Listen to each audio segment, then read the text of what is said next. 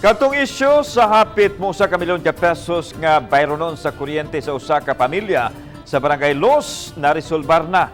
Pila man kaha ang gisingil kanila sa Visayan Electric. Atong sa pinagi sa live report ni Nico Serino. Nico?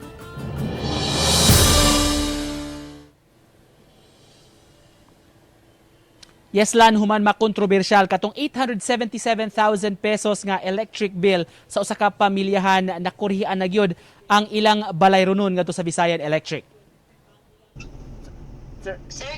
Naukay ang pamilya nga taga Barangay Luz human madawat ang ilang Pebrero nga bill gikan sa Visayan Electric. Sa kahingangha na post ni John Romel Punay ang hulagway sa kapin 800,000 pesos nga gipaningil kanila butang nga gipistahan sab sa mga netizens. Sa press conference, giangkon hinuon sa opisyal sa Visayan Electric, dunay sayop sa meter reading ug encoding sa maong balay. Isolated case kung gihulagway nila kini ug nakig-coordinate na sila sa pamilya. Gipahibaw ni Punay, nahataga na sila og kopya sa nakurihian na nga electric bill. 12,000 pesos ang balayronon na nila. Na okay na sir, dili na pa yatong pag first sir na nakulbaan. Karon sir kay okay na like 12K na makaya raman sa pagbayad. Taas-taas tuod ang bayranan gikan sa naandan nga 4 ngadto sa 7,000 pesos nga binuwan apan nakasabot ra ang pamilya.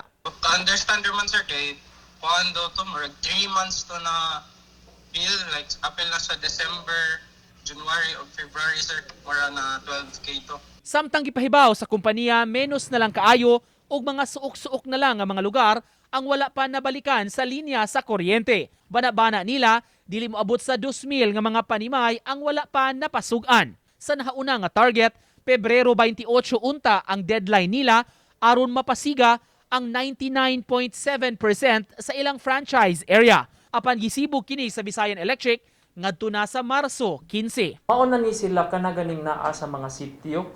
And then ang kanang ilahang lugar medyo sudlunon kayo, no? Ang challenge manggod nato diha aning mga sudlunon nga sitio kay kinahanglan pas-anon ang mga poste panaog didto sa kanaganing lapo kaayo nga mga trail.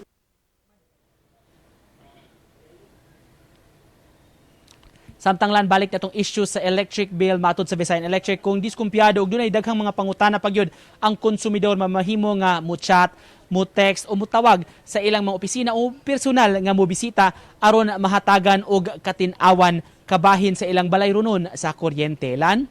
Salamat, Nico Serino.